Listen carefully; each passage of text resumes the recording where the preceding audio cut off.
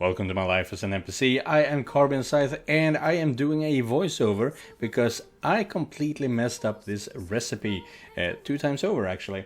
So I'm going to read you the instructions for how you're supposed to do a gingerbread house.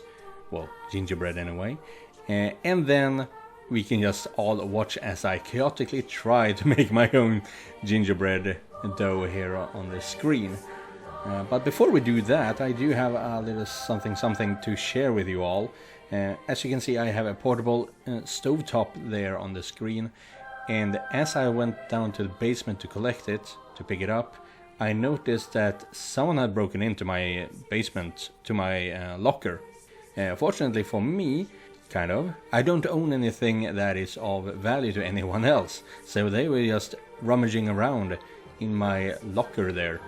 And didn't steal anything, and as far as I can see, I own so much crap, so I don't even know if I lost anything. But yeah, it happened 4-5 days before recording this video, and now I've talked to the landlord, and they have fixed the door, and they have also replaced my lock, so it should be fine. And hopefully, whoever the idiot is that broke into my locker realize that I don't own anything of value, which is kind of sad at the same time. So the recipe for doing a gingerbread dough is actually really simple. There's only a few ingredients to it and a few steps in making it, and I'm going to read them to you right now. So this is a recipe that I found online on the Swedish website mykitchenstories.se/pepparkaksdeg, gingerbread dough, and it is written by Camilla Hamid. Unfortunately, I was not using her recipe exactly. I was going to use it, but as I was in the store trying to buy the ingredients, I concluded that the spices I'm going to buy I'm going to have so much left over. I do not eat this much gingerbread. So fortunately for me, I actually found a spice mix, which I used. And I think this is where I went wrong in the first place. I was using the spice mix and the recipe that I found on the website and tried to combine them, and that just did not work out.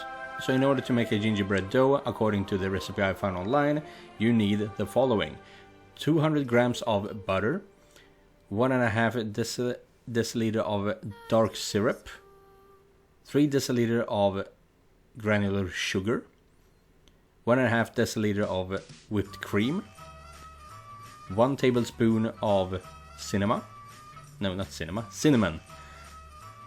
1 teaspoon of ground ginger, 1 teaspoon of ground clove, 1 teaspoon of ground cardamom, and 2 teaspoons of vanillin, vanilla sugar, and half a teaspoon of salt, 1 tablespoon of bicarbonate, and 10 deciliter of flour. So the first step in making the dough is to take your butter, syrup, sugar and whipped cream and melt it in a pot. And then you just boil it until all the sugar crystals has completely melted, and then you remove it from the heated stove. Then you also take all of the spices, which is the cinnamon, the ginger, the clove, the cardamom, the vanillin, the salt, and you mix them together in a small bowl, and then once that is completely mixed together, you put it into the pot and start to stir it. And then in a separate bowl you take the bicarbonate and half of the flour to mix that together and add it to the contents of the pot. You just keep on mixing this until you have a smooth dough, not really a dough, kind of like something between a cream and a dough. You know what it is when you see it. And once you have that, you add the rest of the flour, and that is when you start working it all together into a smooth dough, basically. once you have the entire dough, you just put it up on some cling wrap. Make sure that everything is within the cling wrap. Then you have to put it in the fridge, not the freezer, the fridge, for at least 6 hours. Exactly why this is, I do not know, but that is according to the recipe. So that is what I did. And it also says on the website that you should preferably do this during the night, so you don't actually have to wait for it. And before you start actually bake with this dough, you should take it out and let it rest outside in the room temperature for at least 1 hour. And this is where it went wrong for me. As I said, I mixed together two different recipes. The recipe that I found on the Spice Mix and the recipe that I found online. And it wasn't even the same ingredients completely, so I think that is what messed a lot of things up. When I took the dough out from the fridge, it was a solid log, basically. That thing could not be kneaded in any way. So I had this big chunk-a-lunk of gingerbread just waiting to, I don't know, be eaten, I guess. I have eaten it. So I decided to, I tried to cheat you guys actually. So I bought already prepared gingerbread dough from the store and decided, yeah, I can knead this. This shouldn't be a problem. I can trick them. Only to realize just how much of a failure I am when it comes to baking, because I put flour on the board, on the table, and I think either that when you have an already prepared dough like this that you don't actually need any flour, or that I used way too much, because the dough absorbed so much of the flour that it just became brittle and could not be kneaded at all. It kind of looked like kebab. And it would look delicious if it was served together with pommes frites, you know. But yeah, so I had two big chunk-a-lunks of gingerbread dough that I couldn't do anything with. Yay!